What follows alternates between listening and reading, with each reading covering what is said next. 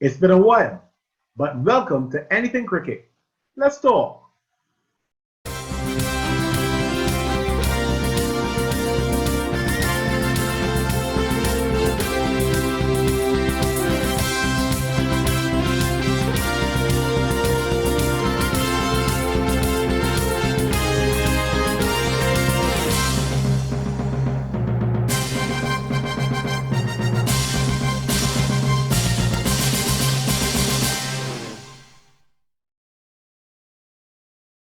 Whatever the challenge that you face, you'll need effective insurance solutions. Look no further than IGS Insurance Brokers. We specialize in commercial, auto insurance, life, individual and group health, as well as pension packages. Our aim at IGS is to offer the best possible service to our clients and at the same time to be a credit to the insurance industry in Barbados. Call us at 242-7642. IGS Insurance Brokers. You can stay safe with us. Don't let annoying pests bug you. Lick them for 6. Omega Pest Control is the perfect solution. We are experts in termite and pest eradication, specialized mosquito treatments, foundation, residential, commercial, and industrial treatments. Call us day or night or visit us at our office located at Fieldside Drive, Long Gap, St. Michael. Omega Pest Control. Call 425-5954, 231-6526, or email us at opcl@caribsurf.com.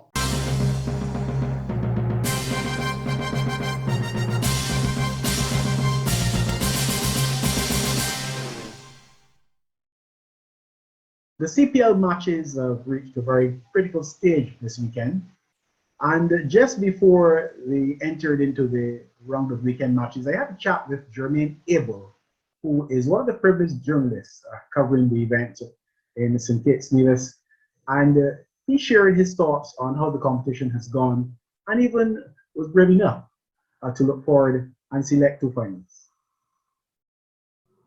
Well, the CPL has been on now for quite a bit. And again this year, having to be played in one location. As we know, the COVID-19 is certainly making its presence felt globally, as has been the case now for almost 2 years. And this has created maybe some additional work for Jermaine Abel, the news manager at SKM Vibes in St. Kitts, who has been covering the CPL as well. I suppose you've been enjoying it as well because the home team has been doing rather well. Welcome to Anything Cricket. Let's talk, Jermaine. Hey, Philip. Enjoying it a bit. Yes, St. Kitts Nevis Patriots have been doing extremely well, but it's a lot of work because, COVID is in the air. It's being played during the pandemic, and St. Kitts Nevis has not been spared. So, only vaccinated journalists are allowed to actually cover the tournament. So it's been a lot of work on my part, mornings, afternoons, nights. So it's a lot of work, as you would have said. What are your impressions of the actual tournament, though? It has been a mixed bag from my perspective. Why I'm saying that is the batting has been good in spurts, and at times it has not been what we've come to expect. The bowling has actually been the bright and shining spot in the tournament so far. The playing conditions, it's not what many would have come to expect from Warner Park. When you think about Warner Park and T20, you're thinking about all the games being 200 plus runs. And we haven't been seeing that consistently. But I must say, though, that the 2 matches that had over 200 runs, they were good batting, and I wouldn't say poor bowling, but the pitches and the batsmen showed that the conditions are actually, good for playing T20 cricket. Is this a concern from the West Indian perspective, given the World Cup in a relatively short time? I wouldn't say it's a concern. What this tournament has done so far is actually it has created a conundrum for the West Indies selectors, actually. because you had some of the senior players who you expected to shine. They have not shown that consistency throughout the tournament so far. But you have some of those young ones who were not in the forefront of selection or being considered for selection in the World Cup squad. They've been showing their wares and actually showing that they are going to be putting their names up for selection. But I must say, though, I think some of it has to do with the conditions. I know it's good for batting, it's good for bowling, but also the conditions, the batsmen have not. For me in general, I think players came into the CPL this year, being held in St. Kitts and Nevis and Warner Park, with the mindset of small boundaries, sixes, fours. And I think that has impacted the batting somewhat. I mean, we saw what Russell did in one of the games where they scored 230 or thereabout. We saw what Gale did. We saw what Hetmeyer did. We saw what Rutherford would have done, you know. But they all played smart cricket throughout the tournament. But a lot of batsmen came in, especially the power hitters, with the intentions of clearing Warner Park, sending it all the way to the Caribbean Sea, you know, and that in and of itself has been replicated and it's showing in some of the performances that we've seen. We see Guyana being bowled out for under 100, Trinidad struggle. You know, so it's that mindset for me that's playing into the conditions here at Warner Park. What players have impressed you the most, sir? You mentioned some of the ones who would have stood out in a game or two, but generally speaking, are there any players who, any batsmen, let's start with the batsmen, who have impressed you particularly? Well, off the bat, I can highlight two individuals so far, but I can name a few. Ruston Chase one. He's been performing. He would not have been in my squad for any T20. I'm just being frank. But he has come of age this tournament. The biggest of all of them is Shafin Rutherford. He has shown and he has put forward an all-round performance this season that, if you ask me, he would be in the T20 squad. That being outside of the World Cup year, he would be in my selection for even the one-day squad. So those for me have been the standout performances so far. I mean, there are others. I mean, Gale, he's been showing spurts of wanting to be at the crease. You had Smith last evening. Devon Thomas, Alzari Joseph. Well, you're talking about batsmen, but Alzari is a bowler. Devon Thomas, Evan Lewis, and these guys have been showing, you know, really good form and performances here. But for the two standout for me would be Ruston Chase and Ruston Chase and Shafin Rutherford. Yes. In addition to Alzari Joseph, though, which of the bowlers have caught your fancy? I think for me, the standout and the surprise this year would be Ravi Rampal. You know, he has shown maturity in his return to the Caribbean since playing county cricket, and I think this year he's been one of the standout performers with the ball this year. Alzari has also shined. Also, somebody who I will throw in the mix, and is a total surprise for me this season. And you know, I've been a very vocal critic of him. He's very talented, but oftentimes I would say he's not a thinking cricketer, and that's O'Shane Thomas. He has shown a lot with the ball this season, and for me, Alzari Joseph, O'Shane Thomas, and Ravi Rampal have been standouts. But one thing I must say though is I'm disappointed with Fidel Edwards. He hasn't shown that full maturity this time around in this season of the CPL, but I think he can do more. But the tournament hasn't ended as yet. You know, this is as they say, the money round of the tournament. This is where you do the mad dash to get to the playoffs. And for me, he has to be one of those players that's going to stand up and really perform if his team is going to progress. Off the field now, let's move to the sidelines. What impact, what's the atmosphere like not being able to have all the flair that you normally would that has been associated with T20 cricket in the Caribbean even before the CPL in the form that we know it. And in fact, some would suggest that maybe the West Indies might be the innovators of that type of atmosphere in T20 cricket and cricket generally to some extent. But you don't have that same, you can't have the crowds now. So what is the atmosphere like there?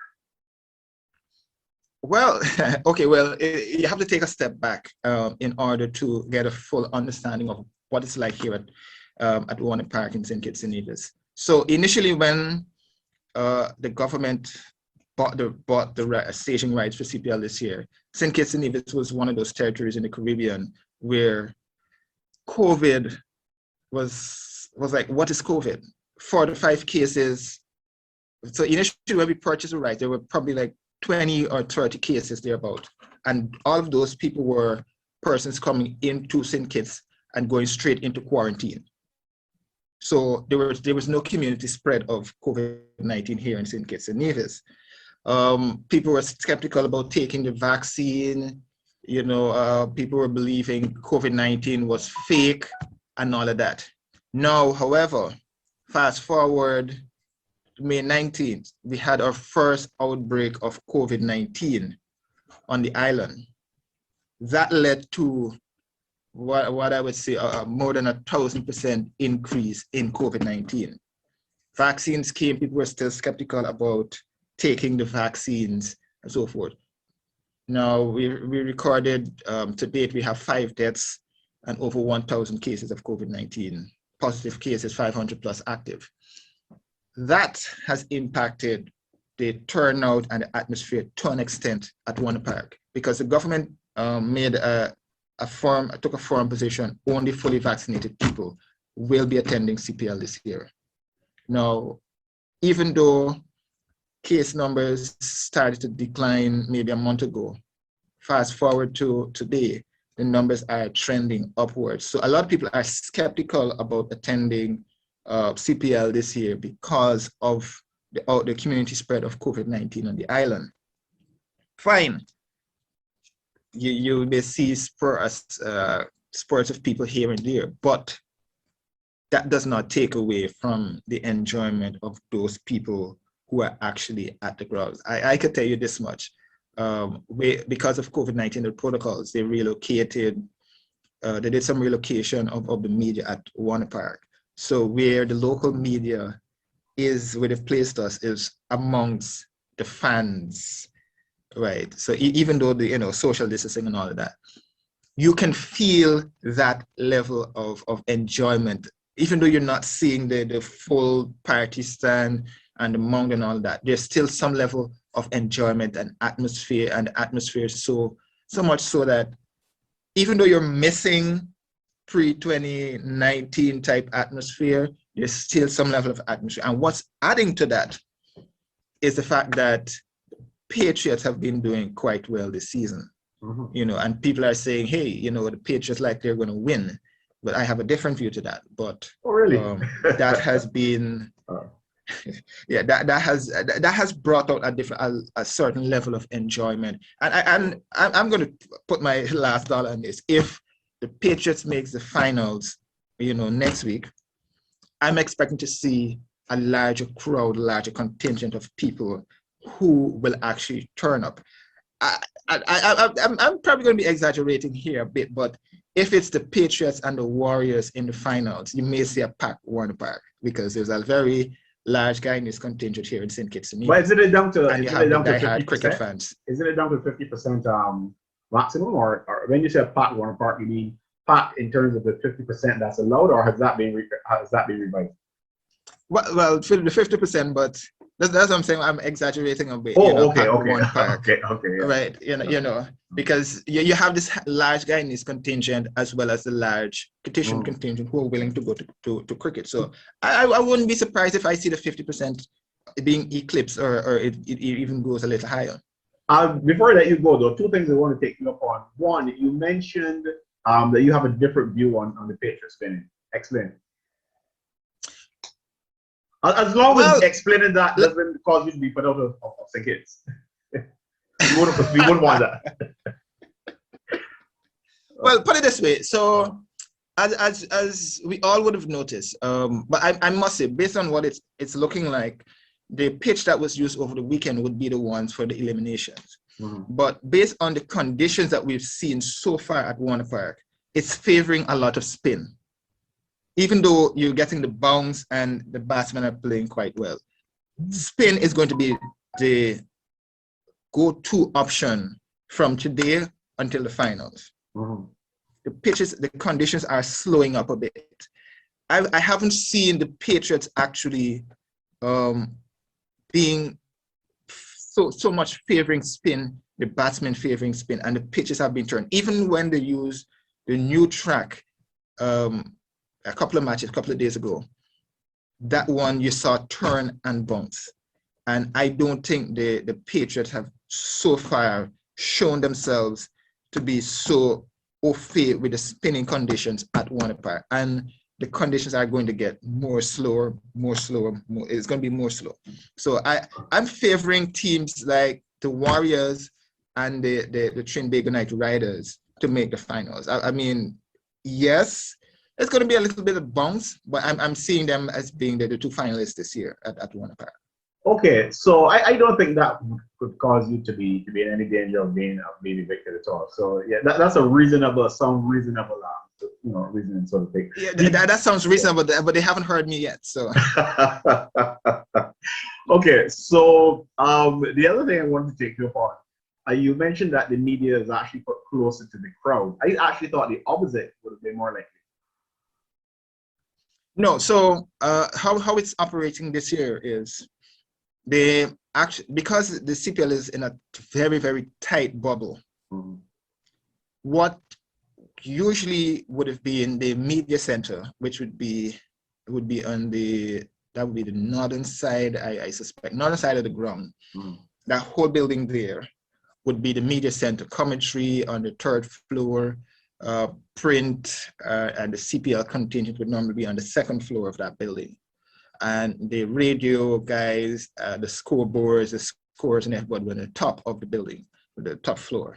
So that now is being used as the bubble to house those international representatives. That would be the commentators and everyone.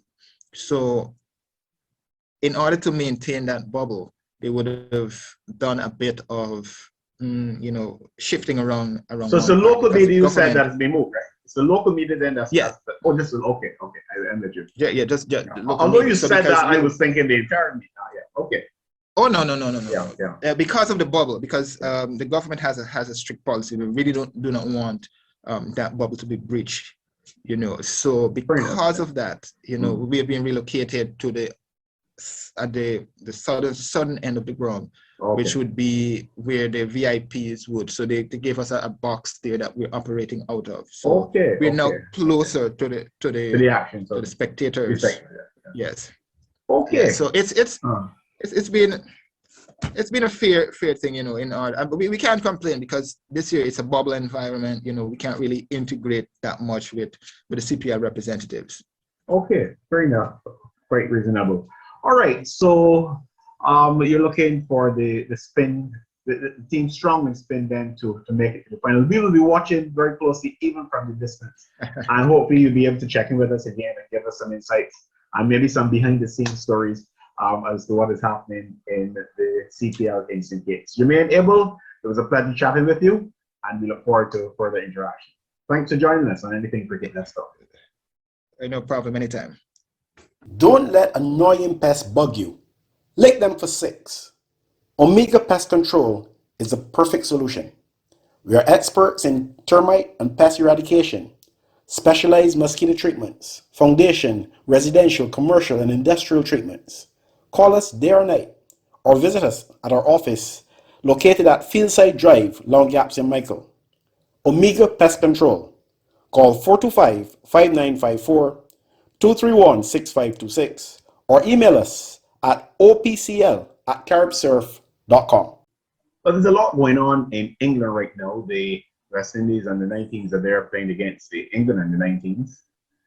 We've also got the test series between India and England, and that's really shaping up into a really competitive and outstanding and amazing contest, really.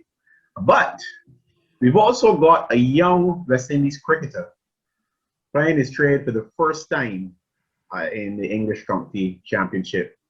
And Wayne Holder, this is as good a time as any to say greetings to Chemar Holder. Yeah, definitely. As I say, hello, place. Something of a dream come true. I would like to imagine you're being able to enter into the arena of county cricket in England. How has it been so far after just the first outing? Yes, good morning. Thanks for having me. It's been a good start to the 4 games that came down to play. Pitch wasn't offering much the first game, but it's still a learning curve, you know. Trying not to let the batsmen score as fast and also trying to keep the scoring rate down. So it's been a good learning curve so far. Early up for my 4 games. The announcement of your contract with the Warwickshire County there in England came quite suddenly to us here in the Caribbean. Could you give us an idea of the background to it? How did it come about? Well, it came about due to my agent. I was speaking to my agent about trying to get into England to play some cricket, and he had asked me if you're looking at county, and I said that would be great. So it was being worked on for a while now. Me having missed out on CPL, it was being worked on all that time, and during the series versus Pakistan in Jamaica, he had messaged me and told me that a few teams were interested. You talk about requesting of your agent to explore the possibility of getting you in England.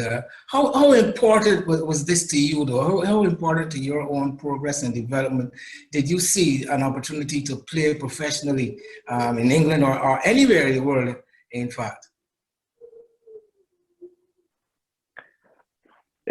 For me, it was based on I was out for 2 series. I had missed 2 series for the West Indies, so I was out of cricket. Nothing was happening back in Barbados, so I had told him that I will, if anything, I would like the chance to, you know, just get some cricketing, and the best option was England for red ball cricket. So that was the best option. So I just told him, well, let's work on it and see what happens. Well, you mentioned that you mentioned the CPL and the fact that you were not none of the teams took you for the CPL. Was that a major disappointment? Did you see that as a setback? No, I didn't say it as a setback. In life, things happen, so I just go with the flow. Whatever happens, I just go with it. There's always an opportunity ahead. And as you can see, I missed out on the CPL, but I grab a county opportunity. So I'm grateful. You know, your career has been one, especially within the last year or so, has taken some, well, turns, let's say, has been something of a roller coaster. You made your test debut against New Zealand and had that outing, came back to the Caribbean, was not taken to Bangladesh with the test for that test series. Did not have the best of Super 50, regional Super 50 tournaments. Got into the camp for Sri Lanka series, got injured. And then you were away from competitive cricket, away from cricket for quite a while, in fact, as you said, until the Pakistanis came again. How was that interim period? How did you manage throughout that period of inactivity? It was just a basic plan to just stay focused, trust the process. You know, you always have to trust the process, trust the people around you that are working with you, and just look to get back fit and ready to go again. So I just trust the process and keep playing in the work, keep doing everything you're supposed to do every day, get myself fully fit so that when I come back, I can have a long run. So having done all that, do you consider yourself now to be in prime condition physically? Yeah, physically I would say that I'm fit. It's just getting back into the bowling part of it. I would call it bowling fit. It's just getting back all those overs, bowling all those overs, getting the feeling of standing on the field the whole day and coming back and bowling 3 and 4 spells. So that's just the part that I'm working on right now, getting back bowling fit. And then once that happens, I will say that everything is back to normal. Yeah, well, Chemar, you announced yourself, if you will, internationally, that is, in the under 19 World Cup a few years ago, and that was limited overs cricket. And then you found yourself playing red ball cricket, where you did an excellent job for Barbados, and I believe you would have had a stint with the A team as well. And then you found yourself playing white ball cricket for the West Indies in Bangladesh, and then the Super 50. So my question is, how difficult is it, or what are the challenges involved in switching between white ball cricket and red ball cricket for a young fast bowler who really wants to make an impression? I would say the transition between red ball and white ball, the hard factor for me, I believe, is mainly T20. 50 over is kind of a leadway in the first couple of overs. You know, you could come, you could bowl, your test, as people say, test lines, top it off if you get any movement with the white ball. Also, the white ball don't move as much or as long as the red ball, and the mindset is different for a batsman with the red ball compared to the white ball. 50 over, on the other hand, is kind of I wouldn't say really an ease, but it's kind of easier because the first couple of overs you could come down in the channels, bowl the top it off, and then later in the back end, then when the batsmen are going hard, it's kind of a change up. So it is you having the ability and the skill to limit the batsman from scoring so many runs.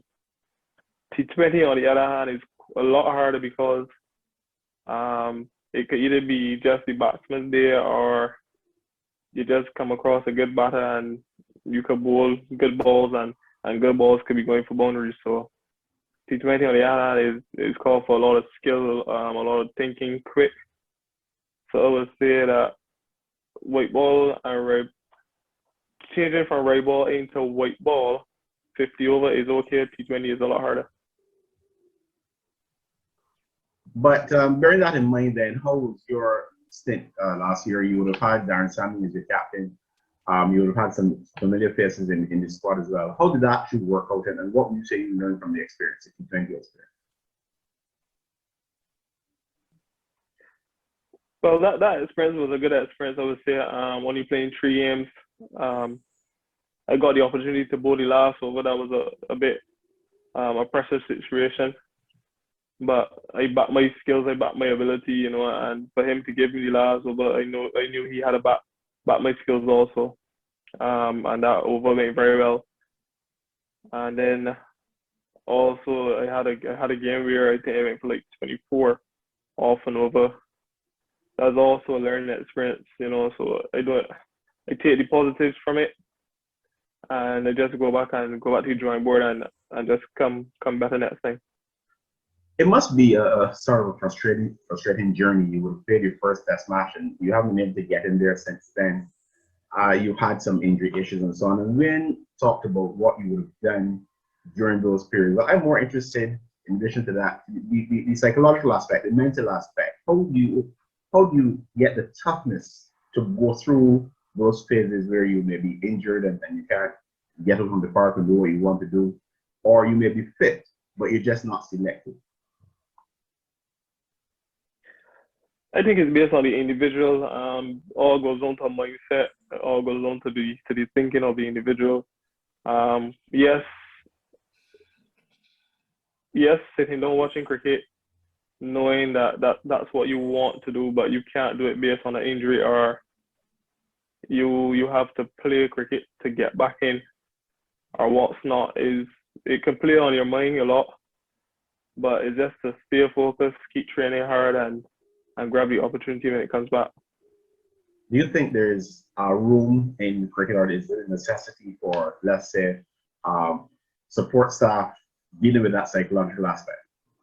How important is that? Can you repeat that? I didn't hear it. Let's say, how important do you think it is in this day and age to have backroom staff, support staff? Like, you have coaches, you have the fielding coach, you have your batting coach, you have the bowling coach. Is it important, you think, to have someone who's dealing with the psychological, the mental aspect of the player? I'm talking about in your team setup. It would be. Yeah. In a team setup, I would approve of it, because in life, not only in sports, but everyone or all of us always want someone to talk to, as people say, to vent to the problems or anything like that. So, and in cricket is quite hard when things not going your way. You don't know what's going on. You can't really solve the problem. You're trying everything that the coach is saying, or you're trying everything that, or every possible thing that you think could work, and things just not going your way. You just have those moments, those couple of games.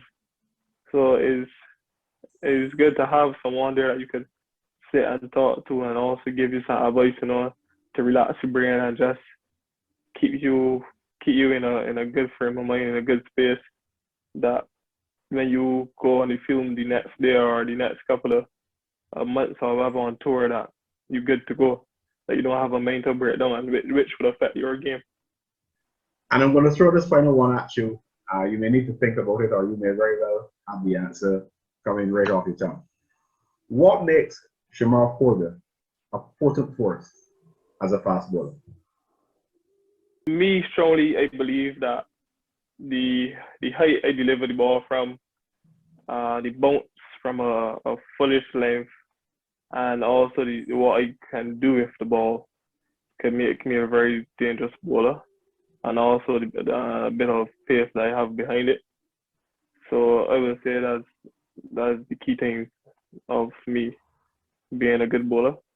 And if I may follow up from Philip's question, you mentioned pace. How important is it, pace, as against anything else for you? I think pace can give you that leadway of, if the pitch isn't quick, you can beat a few batsmen through the air, if anything, or if not, being aggressive. Much batsmen don't like the sharp balls, or don't like continuous sharp balls to the body or to the head. So I think pace, you can also get away with pace in a game. We talked earlier about that ambition, that desire to enter the professional setup like you are right now. Now that you are there in England, has it so far, the very short time you've been there, has it so far worked out to be all that you thought it might be?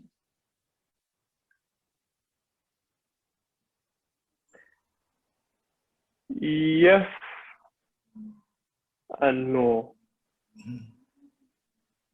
Yes, because I'm here doing it now, and no, because I think that there's much more for me to learn and to find out about being in the professional setup. And of course, you would have had experience of English conditions before. You would, as quite a young man, you had a little stint with the Hampshire County Club. You also toured with the West Indies A team to England a couple of years back. How has that experience served you on this occasion? It was a good experience, those 2 times, based on getting accustomed to the pitches, also the weather. It's quite cold. It's quite hard for a fast bowler to get warm and also to bowl to bowl a spell and then come back later down after being just in the field, either just standing up or moving around just a bit. So it's quite hard for seamers of the state to play in England when it's cold. So what are you looking forward to from here on in? Now you've had one game under your belt. What are you looking forward to? What are your achievements that you're pursuing right now?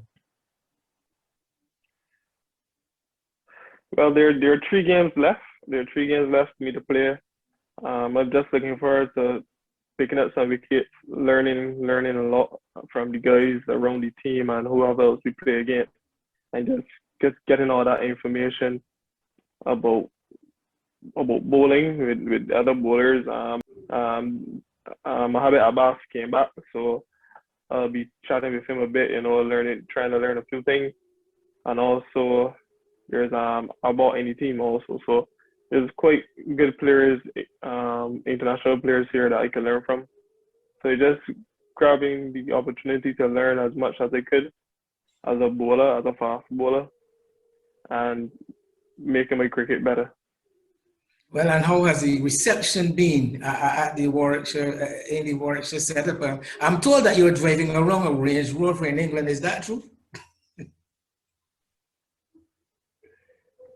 No, that's not true. That's false news. Fake news. False news. Yeah. But how has the reception been among the group there at Warwickshire? Very good. The guys welcome me, with open arms. They have Sibley, they have Sam Hayes, a few guys that I played against and had met before. So conversations are quite good, and everybody's happy and everybody's open to have me. So, which is good. Are you in a bubble? Are you in a controlled bubble as it is?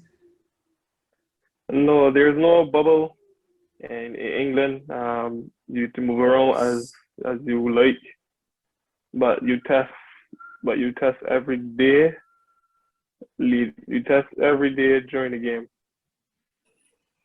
Okay, so here is wishing you success on your mission. Happy to hear that you are in a relatively calm state of mind. I'm sure that there are a number of people back here in Barbados who would be glad to hear that. And we, as I said, from here on in, we can only wish you the best and look forward to reading and seeing good things from you. Thank you very much. Yes, thank you for having me once again. Whatever the challenge that you face, you'll need effective insurance solutions. Look no further than IGS Insurance Brokers. We specialize in commercial, auto insurance, life, individual and group health, as well as pension packages. Our aim at IGS is to offer the best possible service to our clients and at the same time to be a credit to the insurance industry in Barbados. Call us at 242-7642. IGS Insurance Brokers. You can stay safe with us. The cricket community recently got the news of the postponement of the start of the 2021 season. And that's, of course, because of the new protocol directives.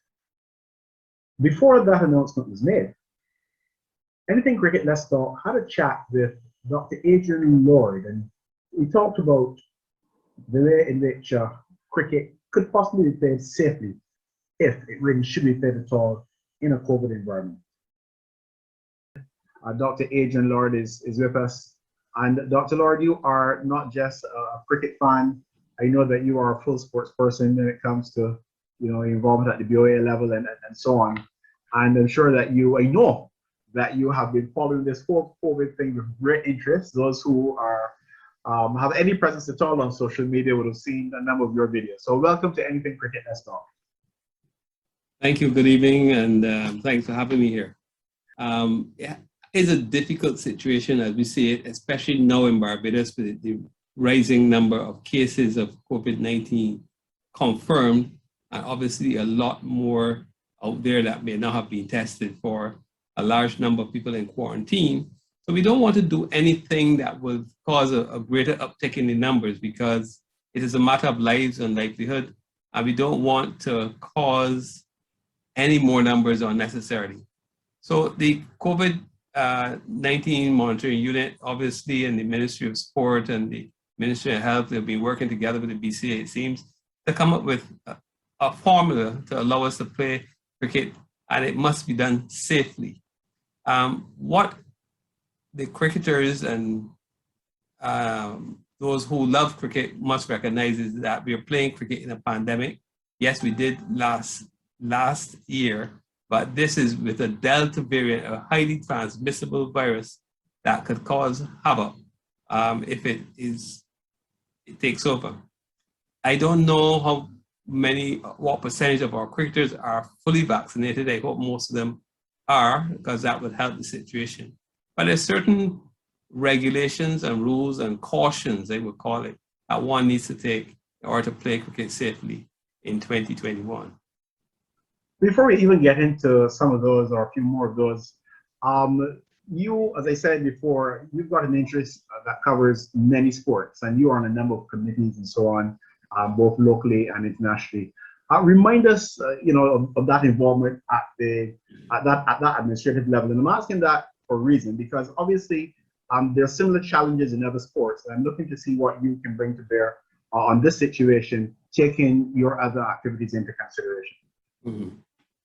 Well, I'm a former member of the board of National Sports Council many years ago, but my primary responsibility now is as one of the directors of the Barbados Olympic Association.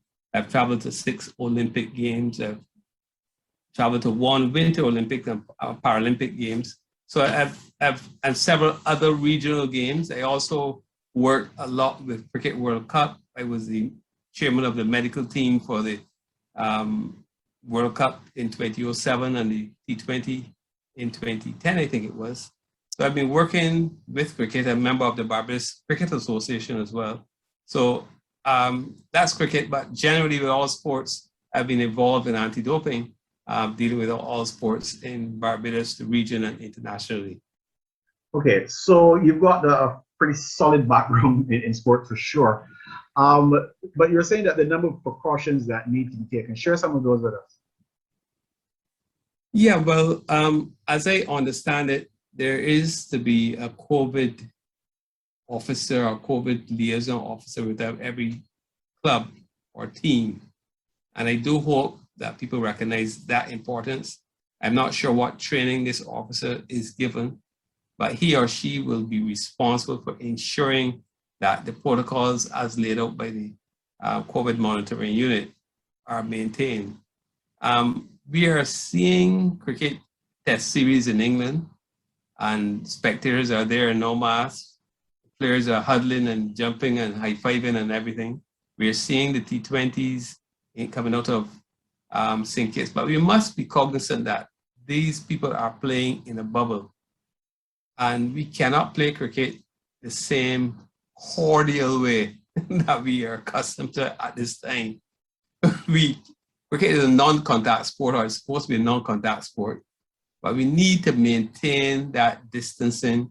We need to wear our mask when not playing. We need to sit out in the open rather than in the confines of the pavilions, because the pavilions cannot safely hold 12 players, manager, coach at any one time.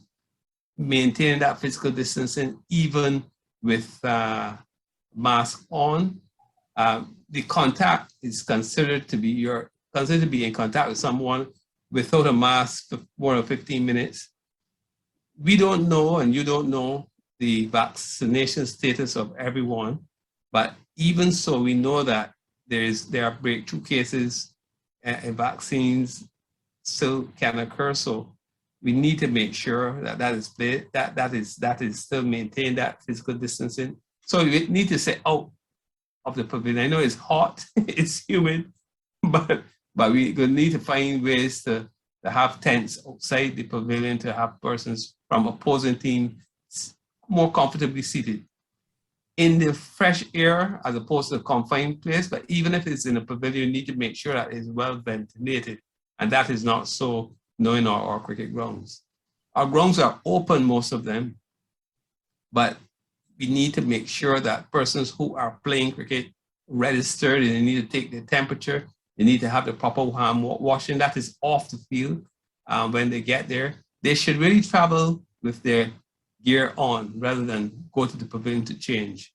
That could be a challenge because some people may be coming from work. I don't know what time the cricket will start. But you know, Philip, what time cricket will start? As far as I'm aware, around 11 o'clock. 11 o'clock. So that's not bad because I suspect people won't go to work on Saturday morning to get there at 11 o'clock. So they need to travel with their cricket gear so that they don't have to go into the pavilion and change. They should have their own equipment. On the field, of course, there should be no spitting on the ball and that takes saliva on the ball to polish it because, you know, you're not going to be using your own ball. Other people will have to use it. There must be proper signage at the various grounds to remind the team that this is a COVID environment. They need to sanitize. They need to keep distancing. Even the seating in the pavilions should be marked to remind persons that that distance is in place. So there's several little things that need to be put in place to ensure that the cricket is played safely. That's off the ground, off the field. Of course, on the field, the huddling and the high-fiving, I think I would not recommend because, as I said, they're not in a bubble. They didn't come from the same neighborhood, household, and therefore, and then you're not sure of the vaccination status of the cricketers. I would like to recommend on this show that all the cricketers, unless contraindicated and they're healthy persons, I'm sure, should be vaccinated with one of the 3 vaccines we have available at this time, so that it would negate some of these possibilities of any spread, because once there is spread, that's the end of the show. Everything shut down. Well, you know, the thing about it is that there have been complaints of people not responding to the vaccines. And that is unfortunate, but at the same time, you understand that, you know, human beings being what we are, we all see things differently. What I'm saying though is that I'm trying to think really what would prompt a person who is not convinced for themselves, who's not initially convinced that they should be vaccinated. What is there to convince them? And I said that in response to what you suggested, and you put it rather mildly, that maybe the players should be vaccinated. I could even go a little bit further and say that it could very well be a condition, not only to play in the competition, but there are a number of other things. And I'm not talking about in the workplace where you're necessarily talking about the guy's livelihood. That's very tricky because you've got to go to work. You don't have to play cricket. So if someone says only the vaccinated can play cricket, I don't think you're necessarily infringing on anybody's rights. How would you respond to that? I would support that. I would support mandatory vaccination of all sports persons in Barbados. They travel, they have to travel to other places, and they put themselves at risk in the home, at the workplace, and they put not only themselves, but their families. And I take it that, yes, some persons are concerned about the vaccines being manufactured too quickly. It's not really so that it's manufactured that quickly. These things were in the pipeline for over 10 years. So it's been proven, they've been tested.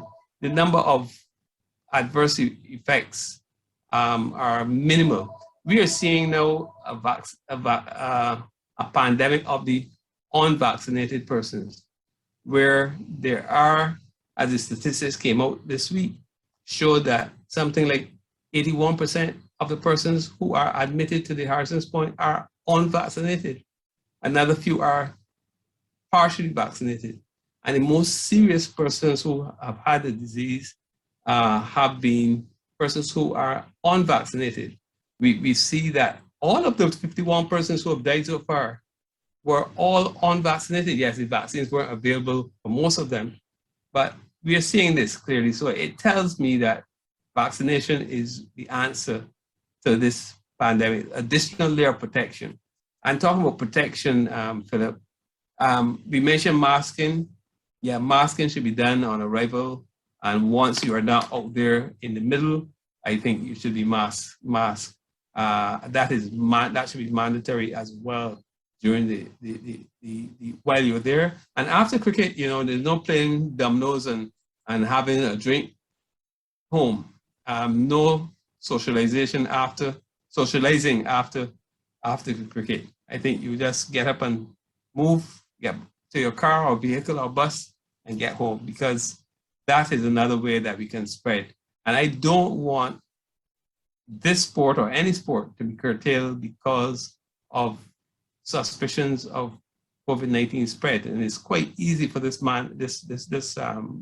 variant to be passed on from person to person. So we saw with just one suspected case in the international game with players in a bubble, and that caused the postponement and almost the cancellation of a one international between the US and Australia. But if we go back to the whole idea of mandatory vaccination for sports people, you're very involved at the Olympic level.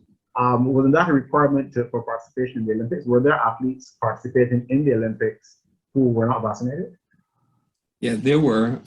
It was encouraged, but I think something like probably 80 or 90% of the athletes were actually vaccinated. I mean, overall, I'm not talking about the Barbados team. Yeah, I'm talking overall as well. Overall, yeah, they were they were encouraging it. I mean, the IOC went to all levels to try to make vaccines available for persons in the Americas, in particular, where there's a hub in Miami where they could have gone to have this vaccine. So they encourage you to be vaccinated before.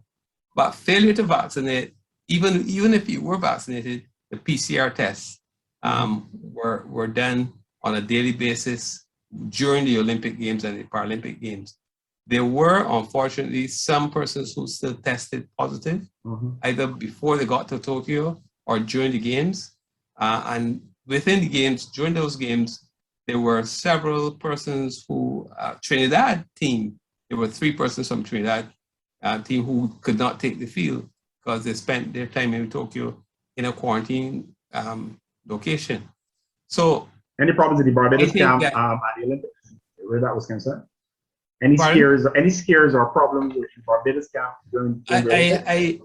I haven't been reported to that anything like that did happen in Tokyo. I think it was just a matter of to the training center, to the dining room, and to the residence. So, to what extent were the athletes in a bubble of any sort? To what extent? Yeah, they were in a bubble in that they were not allowed to go outside of the village, the athletes' village, you know, the housing.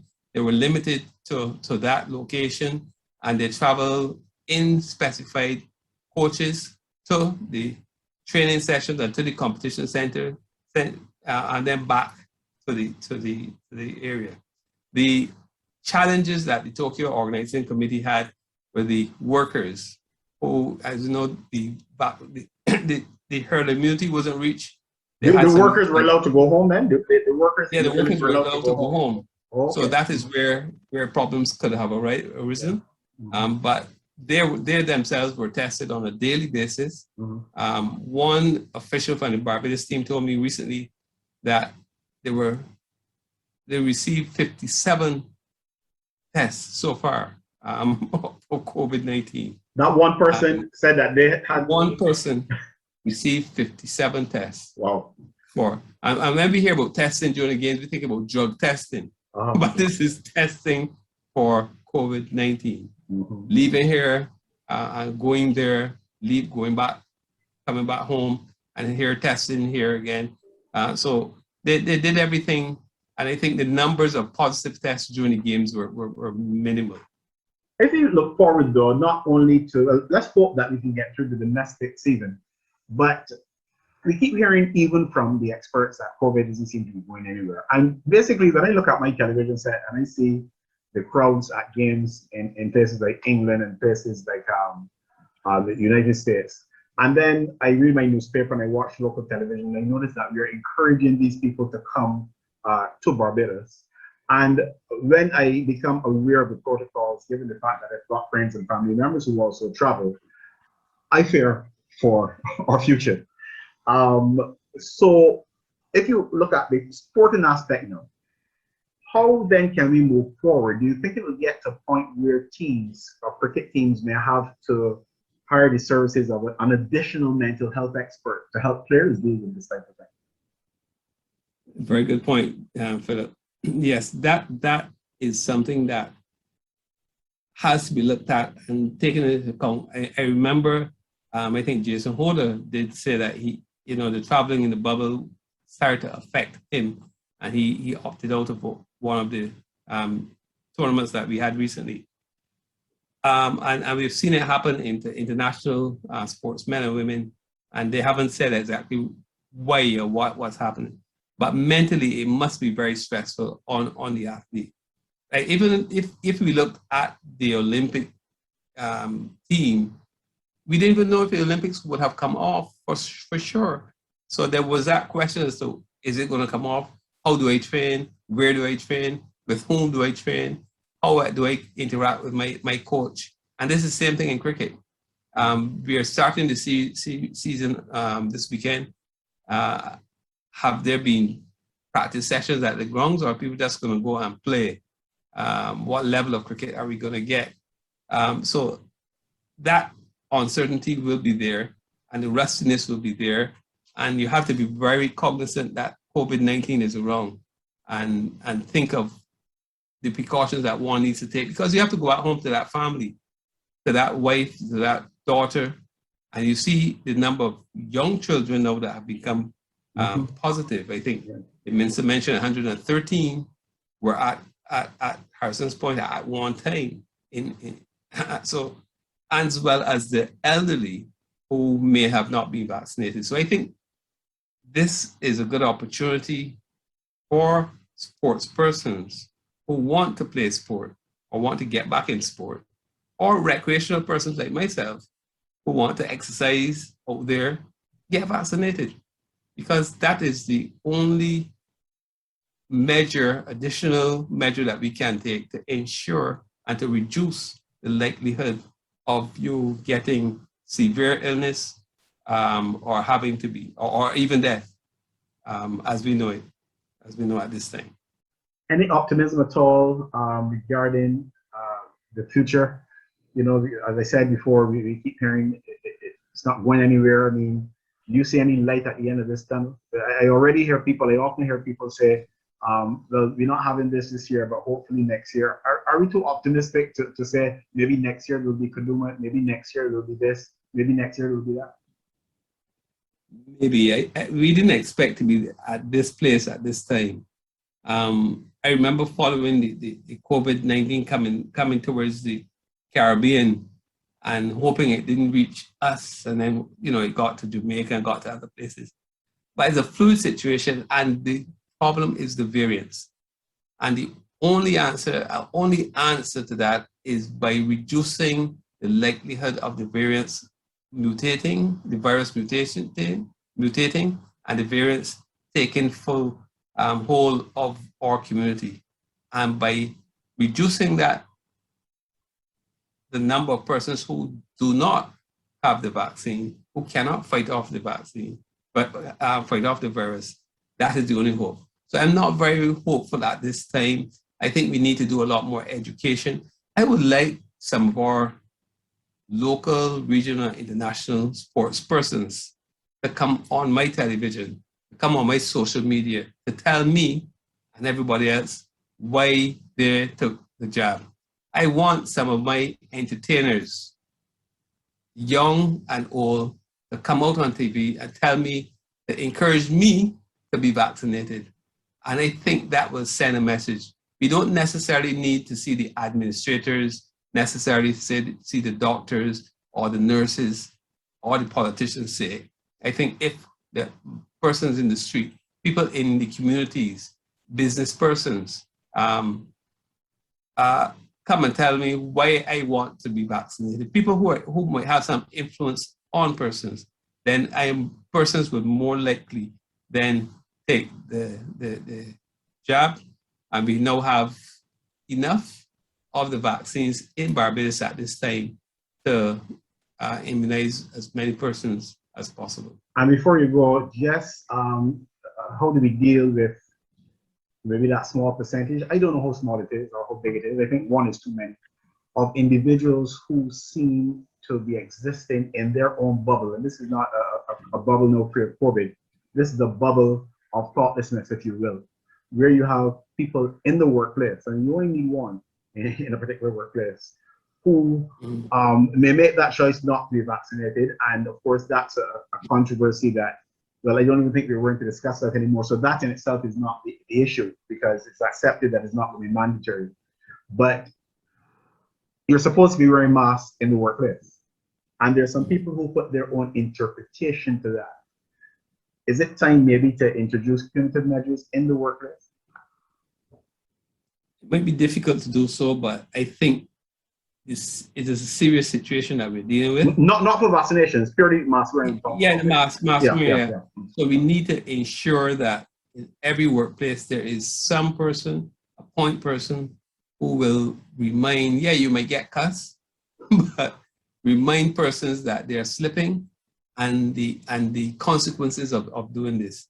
So I think it's important in the workplace, on the cricket field, on the cricket pitch, on the football field, whatever, wherever, that someone should be there reminding those persons to do this, because the consequences are great.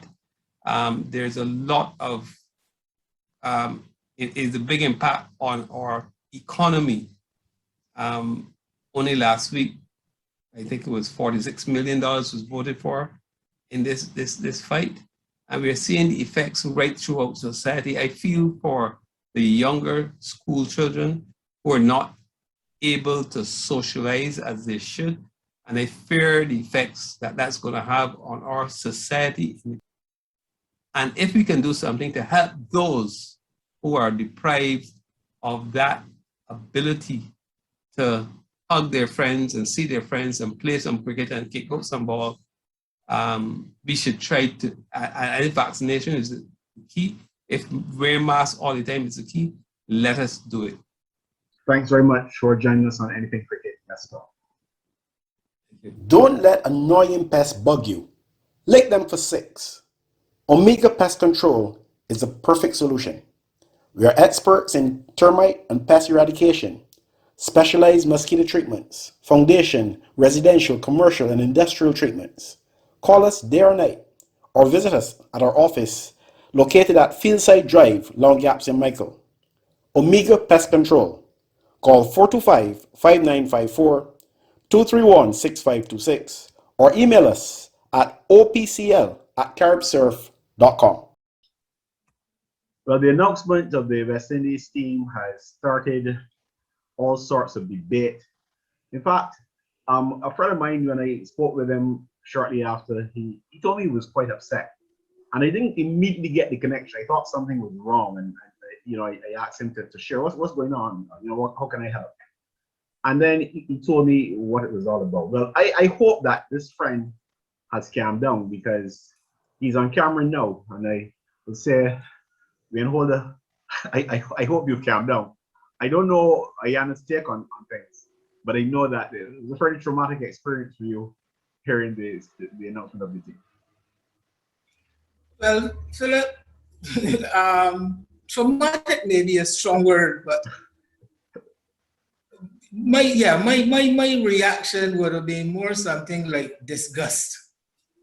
And I shouldn't say shocked, because I think I should have learned by now to expect anything from this current selection panel, some of the decisions that they have taken previously in all the various formats. But as far as calming down is concerned, of course that would happen. I operate by a philosophy that always says, never make decisions in the heat of emotion, especially when upset. So yes, I am taken aback by some of the selections. Yes, the selectors get an F- for me, with F being the worst. And yes, I will have to settle and admit that I probably would have done things differently, but they are the selectors. They had their own opinions and their own thoughts. Ayana, your take. I wanted to ask man, he said yes, he would have done things differently. Yes, they got a F minus, but I think he needs to tell us a little more about the particular things that disgust him. Yeah, he's going to do that, but I think he recognized that if he had done that, you would not have had a chance to contribute. So he paused for your comments, and we'll now give him the next half an hour to explain. I am not surprised at the squad selected. A lot, although I don't agree with some of it, I expected most of the names I've seen included in the squads. If anything, I'm a bit surprised at the reserves. Say a bit more about that. Surprised at the reserves and what? I'm surprised at the reserves, particularly the exclusion of Sarah Rutherford due to fitness. I think that's an area that we continue to hear about, and it's probably hampering some of those guys' careers. That's just one example. Well, if I can take you up on the fitness thing though, Odin Smith is one of these guys who is said to have failed not reached the minimum standard. And in discussing this with an associate who seems to be trained in or experienced in areas of that nature, he's saying that being unfit and not making the standard are two different things.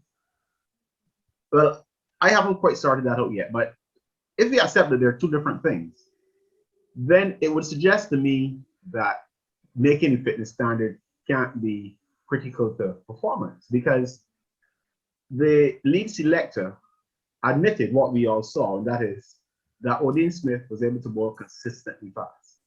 Now, if a guy can bowl consistently fast for 4 overs or over a period of 4 overs in a contest, in a tournament that is going on for about 2 weeks, where teams have had to play on some occasions on back-to-back days, and the international players tend to avoid that, don't they? The national players talk about they don't like playing back-to-back days, and this guy has been able to play back-to-back days and bowl fast.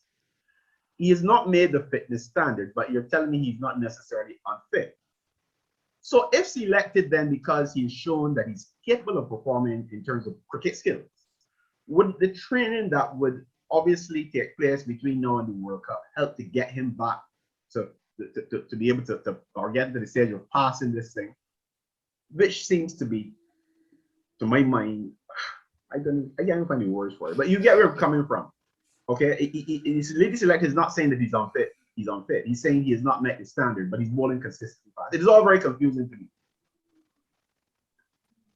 Well, to all of us as laymen, I guess myself, I have no pretenses to have any knowledge about what is involved in these tests. And I don't think you're the only one. I suspect some of them don't have any knowledge. And the setting of these standards. What is of concern to me, though, is that it keeps occurring too often in West Indies cricket and in West Indies setups and team selection. And I would like to beg the question, what is being done about it? I mean, Ayana talked about affecting players' careers, but we ourselves are shooting ourselves in the foot. If some of our better players are not available for selection where we are able to put out the best West Indies team at all times, then it must be of some concern to those responsible. And I can't understand why it continues to happen. We saw this occur at the beginning of the season. We had the situation with Chemar Holder and Roston Chase not deemed as being fit enough. This is all the way back in March. Why is it that in September, 6 weeks away from the World Cup, we're still experiencing this? What is being done about it? When these young men, I call them young, sometimes we think because they can perform amazing feats on the cricket field that they are, that some superhuman or something. In terms of a number of aspects of their lives, these are young men, inexperienced in many ways in certain realities of life. They can play cricket well, but take yourself back then to when you were 20 something, Wayne. You didn't know everything. I You never still played don't- well. I'm not talking about playing cricket, I'm talking about life. Okay? Go ahead. Good. So what I'm saying is that we assume that these guys should know this and should know that because they're professionals. When who taught you to be professional in terms of the environment that you work in? You didn't wake up knowing that. You probably didn't even master that in school because that's not something necessarily that schools focus on a lot. Schools focus a lot on exams. Okay? Somebody had to teach you at some point in time, either in a classroom sitting down or by example or by telling you when this will be doing inside the office. We keep assuming that these players are supposed to know what they're supposed to do. Now, let me share something with you very quickly. I'm not going to call names because it was not something that was told to me that I felt, I needed to publicize. But in speaking to an athlete many years ago who turned out to be very successful, he shared with me that the fact that he was able to stay in his sport of choice was because a physical education teacher at the time would come and drag him off the basketball court so that, well, not literally, of course, where he preferred to hang out, okay, so that he could train in the sport that he was good at. And he went on to be world class. I don't know if you see where I'm going. We cannot always assume that people will do what to us seems naturally sensible. And if you're going to hear all these coaches and all these mental health experts and all these administrators are around, you mean there's nobody that can hold a fella's hand if it needs holding? That's the point that I am making. I am blaming the administration in this particular case because those standards have to be set long before the team is selected. These fellas need to be guided and just to follow up on you, I helped along the way. We are denying ourselves the best of our resources when this thing keeps recurring over and over again. And yes, the easy thing to do is to blame these guys. They're professionals. They're supposed to know. As though most of us were any better than we were like that. I think we have passed that stage. Well, we should have passed that stage by now. And all of our best resources should be available to us at all times. There's another school of thought that says, well, how is it that they are performing at the regional franchise level? Why are they allowed to play if they're not meeting the standards? Why are they allowed to play at the regional franchise level when it is from this level that we are expected to select our best teams? Why are they allowed to play at this level or not meeting these standards? Should they have to meet these standards before they play regional franchise competitions? I agree with you, Wayne. I want to throw a question there to Ayana and get her view on it. Now, Ayana, and you could answer as well, but I'm very keen to hear how Ayana will respond to it, because Ayana normally very often looks at things through a slightly different lens, even if she gets to the same place. She normally has a different way of thinking sometimes, and that's good. So Ayana, if you have a pool of players from which you're going to select in a competition, and some fellas excel in that competition, but they don't meet the standard, so you don't select them to help you win the tournament that's coming up. But there are other guys who, in some cases, have not performed as well as they have. But they are sure picks for one reason or the other. They are exempted from having to test for that standard, but they're still selected because it is believed that they can help the team. So how is it that a guy who may have some issue that gives him an exemption, and you believe he can still perform to help you win the competition, but the other guy who has shown by his performance that he's ready, you believe he can't help you? It's confusing to me, and maybe Ayana, you can help. Well, Philip, I think all that you have just said has confused me as well. But I will try. Okay, let me call names then. Let me call names. If you've got a Chris Gale who is 40 plus and is exempted from being tested, okay? But you have an Odion Smith who is 20 younger and has shown that he can get the job done. Why do you believe that Chris Gale can help you, although he can't meet the standard? but the other guy who can't meet the standard but performs can't help. You're so confused? I told you that I would have answered Oh, okay, in okay. the best way that I can. All right. Honestly, I don't think that it is a clear-cut situation, and I don't agree with Chris Gale's inclusion. However, with his body of work, I understand why the West Indies selectors would select him and exempt him. For some guys, you know that certain exemptions are made based on the caliber of the player. My issue though is that we lack continuity. And yes, the guys failed the fitness test. What are we going to do? As you all said, this is the third time that it has happened over the last, well, if we go back to 2020, Evan Lewis and Chemar Holder didn't go to Sri Lanka because they failed the fitness test. And it makes you wonder, what are we doing at the franchise level? Guys go to work every day. What are they doing? What is the strength and conditioning like? So why are we seeing this so often? So then you will have selectors looking at players, and when you look at fitness and performance, the guy who they already know of will obviously get the nod over the guy who failed the fitness test. I know he basically now has to put in hours to get that same resume as, for example, the Chris Gale. When Shimron Hetmar was left out of the one-day side, if I remember correctly, and if I'm wrong, please correct me, but his average would have been well into the 40s in one-day international talk. And he would have had a couple of centuries, and therefore he would have shown by that performance that he's capable of performing at that standard. No, don't misunderstand me, because people love to misunderstand. I don't mean present company, because you guys can easily ask me to clarify, but I'm talking about those who may be watching or the show and who may not be inclined to comment or ask a question. I'm not saying that people should do as they like and should be selected regardless of what condition they're in. That would be ridiculous. What I'm saying is that if the people who are in charge of the programs, the administrators, the coaches, the fitness people, the whole support thing, if they are doing their job properly, this would not be a recurring issue. That's as simple as I can put it. I'm going to say it again. If those people who are charged with the responsibility of running West Indies cricket, and when I say running West Indies cricket, I'm not just talking about the president and the vice president. I'm talking about the staff, everybody who is part of this whole thing.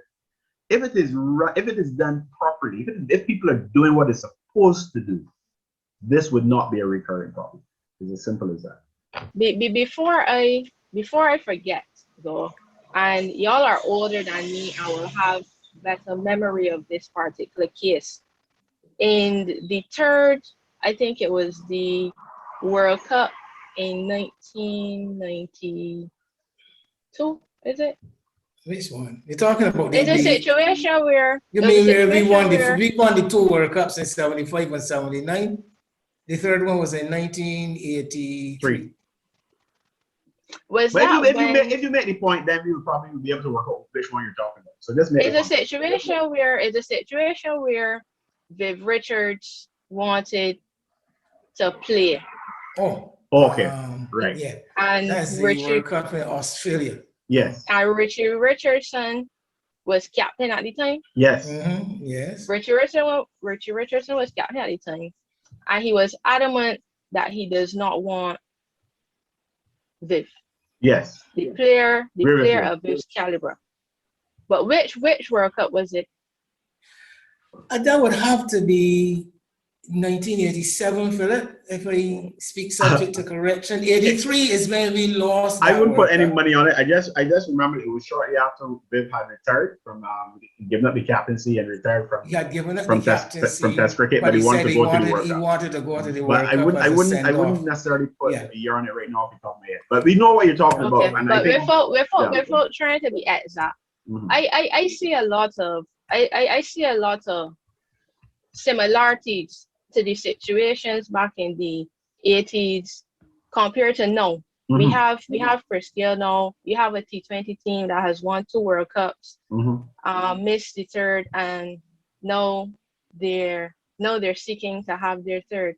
And deep down inside, I think that T20 cricket has gone past the power of the West Indian game. And I don't I think that agree. West Indies will win. I don't think West Indies will win this World Cup.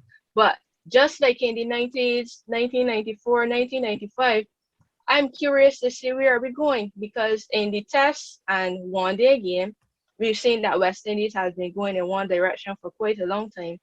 And sadly, we might see the same thing in T20 cricket. Well, yes, I think I want to stick my neck out and say that this was the 1987 World Cup held in Australia, the Reliance. Well, no, because so Viv actually But does it really played in matter which World Cup it 87. was, though? Yeah, it wasn't 87 because so Yeah. Viv actually played in 1987. Yeah. No, that I But made I think she's made a Ayana point. maybe, yeah, Whatever Ayana year it maybe was. on point Yeah. about 92. Yeah. Yeah. Mhm. Yes, very.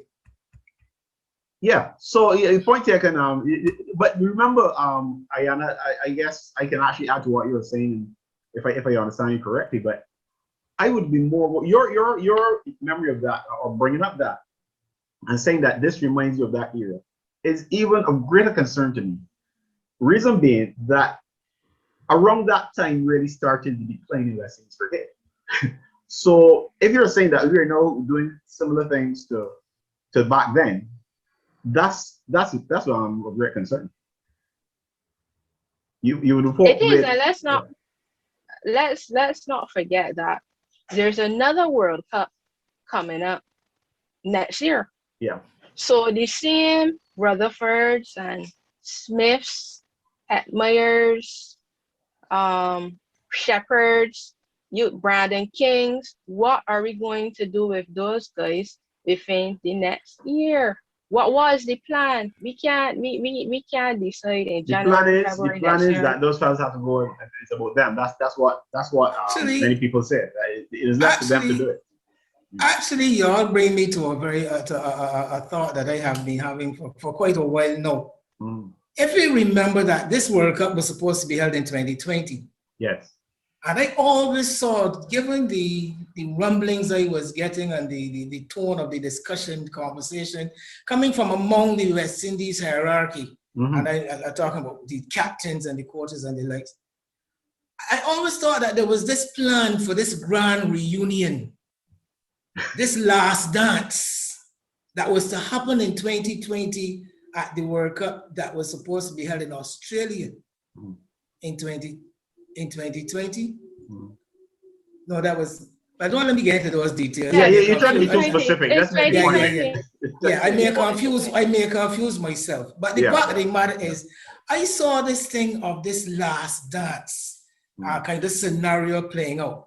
What has happened, the pandemic now has pushed this last dance back by a year. And in that year, a lot of these guys are a year older. And I think that this tournament may be coming a year too late for some of them. Right? And that is it. So we found ourselves in a position where at this point in time, when we should have been now preparing a team, this new set of players going forward, when we should have been in the preparation mode for the next World Cup coming up next year, we found ourselves in this situation. The World Cup has been pushed back to this year, and we felt obligated to bring those people from 2020 that was to be at the dance in 2020. We postponed the dance to 2021, and now we found ourselves in a catch-22 situation.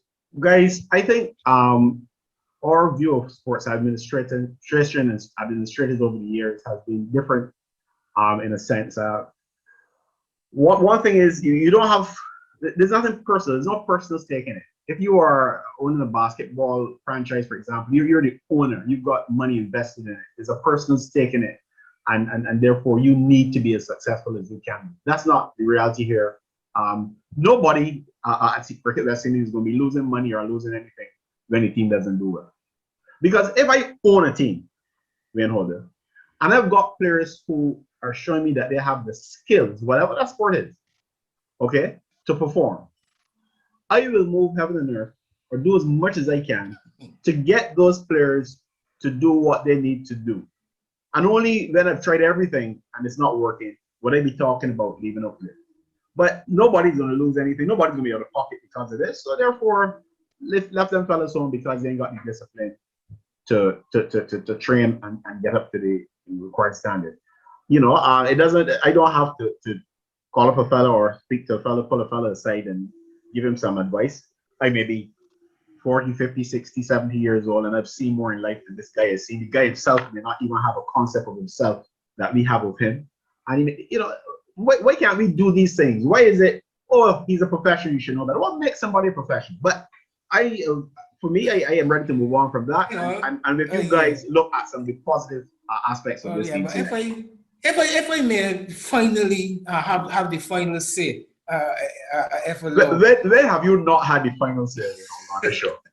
But the point of the matter is that my first thought when I heard of this fitness situation, first thing that came to my mind is, but the West Indies' first game is the 23rd of October, though. Oh, good Lord. If I identify guys who I am determined are the best persons to play in my team, you have no personal stake in not doing well, man. So therefore, you don't care. I am telling myself that I have time. I have the time to whip these fellas into a level of fitness, or unless they got a broken foot or a broken hand or something that cannot be repaired, and would not allow them to train. Then you would do that. You would do that, man, because you have an investment, a personal investment. You're the owner, and you have a personal investment in the progress of your team and the success of your team. It's like a racehorse owner.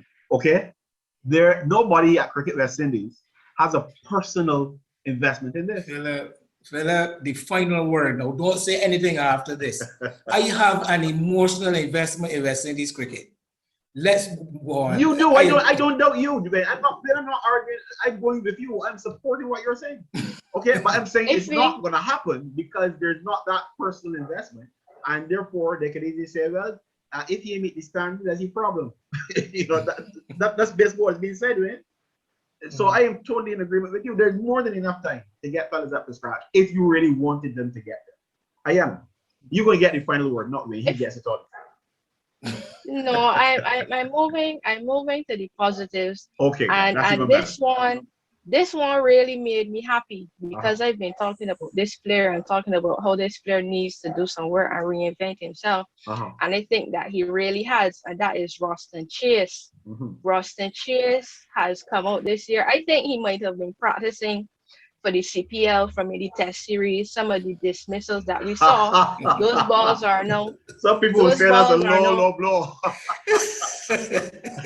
Those balls are no running, racing past the wicketkeeper to the boundary for 4 and going straight down the ground for 6. I got to pause there a bit. Don't lose your thought there, though. A critic of Roston Chase, who's a very good friend of mine, told me just about 2-3 days ago that he should start batting like that in Test cricket. What that critic didn't know is what you are now suggesting that he already has. Continue.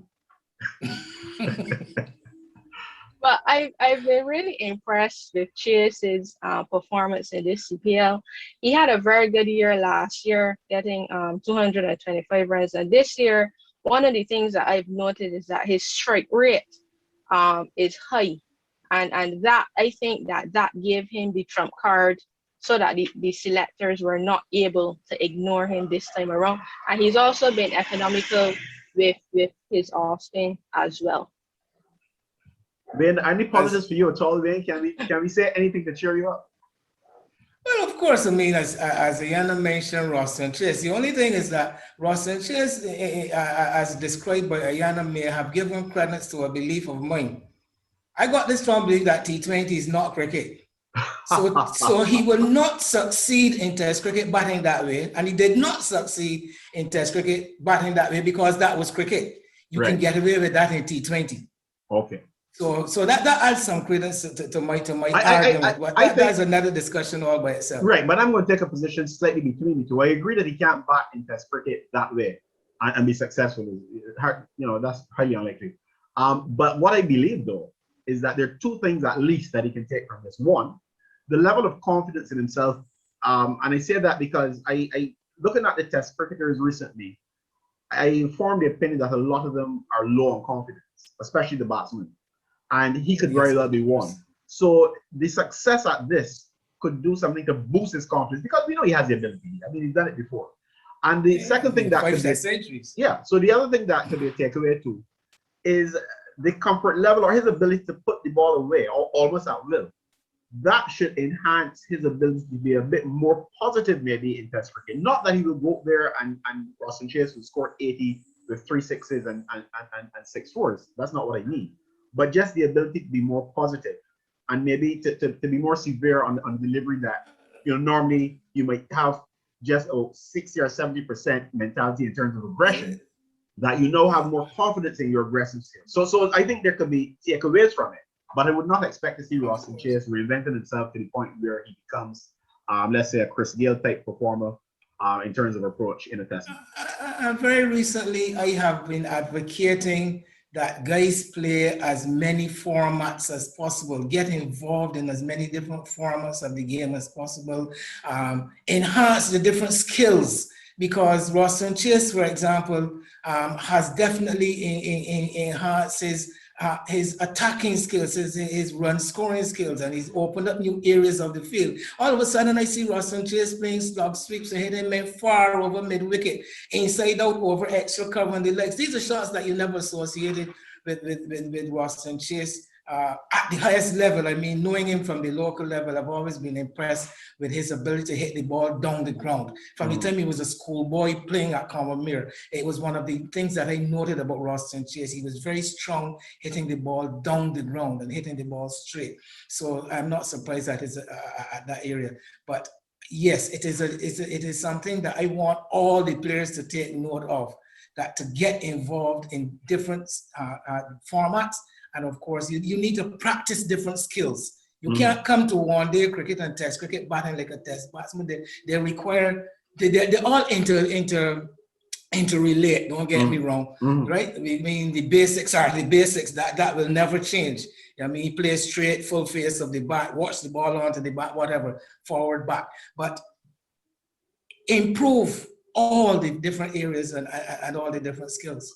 And if I'll say something, it may or may not be the last word depending on it, but what the Chase situation has sort of supported what I've been saying all along, and he's saying it not because I just dreamt it, but because I've seen it in life, in many aspects of life, including cricket. And that is that people can emerge into different things. I say that as, I always say we like to put labels on people. So Roston Chase came into the West Indies side as a batsman who can bowl. His bowling has been well utilized by the West Indies. But still, we believe, and many of us see him as a batsman who can bowl and refuse to recognize him as an all-rounder and a genuine off-spinner. He can't turn the ball, he can't do this, all sorts of things we say. And some of these things may be true, but may be also true of the guys who we pick as specialist bowlers, and they don't do any better than him. But because that's the image in which we see him. So I am happy that player in Roston Chase has been so different in terms of the image now that we see him. He's forced us to see him in a different light. And I'm happy about that. Not only for Roston Chase's benefit, but maybe it may help us as West Indian people to stop putting people in a box somewhere and putting limitations on people. Because that's what we do. And if you look even in terms of cricket, you look at a player like Moeen Ali, and you look at a couple of other players around the world, they have developed skills that were not necessarily their strength initially. In West Indies cricket, it is hard to do that. If I may relate the Roston Chase situation as far as the selection of this squad was concerned, just before Ayana has the final word, it will be to state that Roston Chase, for me, would have come into this setup at the expense of Chris Gayle. Chris Gayle has been earmarked throughout the international season. He's been moved from the opening position and he's been slotted in at number 3. The captain tried to make him even more relevant by giving him the ball from time to time. And I'm saying that Roston Chase fulfills that role even better than a Chris Gayle could at this point in time. So my initial selection of Roston Chase was to play that role, that position, that number 3 position I specifically am selecting Roston Chase to bat at number 3, and he's going to offer me some overs when necessary and become a key man in this set if he can maintain the kind of batting form that he has shown in this CPL. Ayana. I don't want to prolong it anymore. I'm just going to say that Roston Chase has worked on both areas and made himself an asset instead of us trying to use half and half, especially in Test cricket, where I felt as though our team would be stronger if we played another specialist and still utilize the abilities of an all-round Roston Chase. One of the other surprises in the World Cup squad, though, I thought was the inclusion of Ravi Rampal and O'Shane Thomas and Jason Holder being a reserve. What are your thoughts on that? That was for me. Both you and Philip. but bearing in mind then that you've got to go slow. I know you can write a book on that. Well, okay. So quickly, as I said at the beginning, I would have done things differently. Instead of Rampal and Thomas, I would have had Holder and Cottrell. Okay, sounds reasonable. In a nutshell. Sounds reasonable. That's a reasonable option. Okay. Because Cottrell in particular, I think that he has gotten a very, very raw deal here. This is a man who has been our best power play bowler in T20s with the new ball. He has been striking, he's been doing the job, getting that early wicket. If he does have a weakness, it is in coming back in the back end of the innings. But I thought that he has given us enough. He has shown enough that we should have maintained faith in him and kept him to do that role, that the flavor of the month, because I'm calling Rampal just the flavor of the month. But don't forget Rampal had a pretty good don't forget Rampal had a pretty good 50 over last year. We had a decent 50 that was over. Last year or was that this year? It was earlier this year. The Super 50, yeah, the Super 50 Cup. I agree with all of that. But Cottrell has done enough and has been faithful enough to West Indies cricket to maintain his position. Now, that's probably his mistake, because the guys who've been faithful to West Indies cricket are not necessarily the ones that are favorite. You don't have to comment on that. Yeah? But the record is that Cottrell is our best power play bowler in T20 cricket, and I don't see him doing anything adverse in the CPL to say that he has lost that ability. Did Rampal go to the 2016 World Cup? No, Rampal was in the 2012 team. Yeah, I remember he was back then. So he doesn't necessarily fit into the reunion that you were talking about. Well, he may because of affiliation, but I'm not going to say that. Okay, so he's a specially invited guest. Okay. If I can add my piece though, I'm not so concerned about initial 15 and reserves, because I believe in the circumstances, all players will be utilized. And I understand through my analysis, looking at the different players, I understand the inclusion of Rampal and Thomas as they're probably trying to get those wickets with the new ball. Rampal has been really good in the Super 50 and CPL now. O'Shane Thomas has had an impressive international career, but unfortunately, he has had some injuries. And eventually, I think that Jason Holder and Sheldon Cottrell will be utilized in the West Indies T20 World Cup team. Okay, guys, we've had a pretty extensive look at it. We haven't called all the names and discussed every point, but I suppose we chatted about those things that stood out most for us. And there'll be other episodes between now and the World Cup and further discussion, I'm sure. So, yes, there'll be time to attack some of the other issues. So thanks to you, Ayana. Thanks to Wayne. And all we can do is, from me, for sure, and on behalf of you guys, congratulate those who have been selected and wish them all the best as they compete at the World Cup.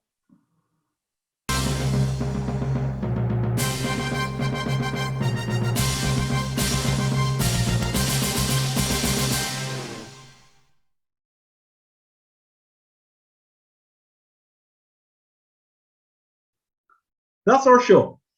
Thanks for watching. Join us again soon for another episode of Anything Cricket. Let's talk.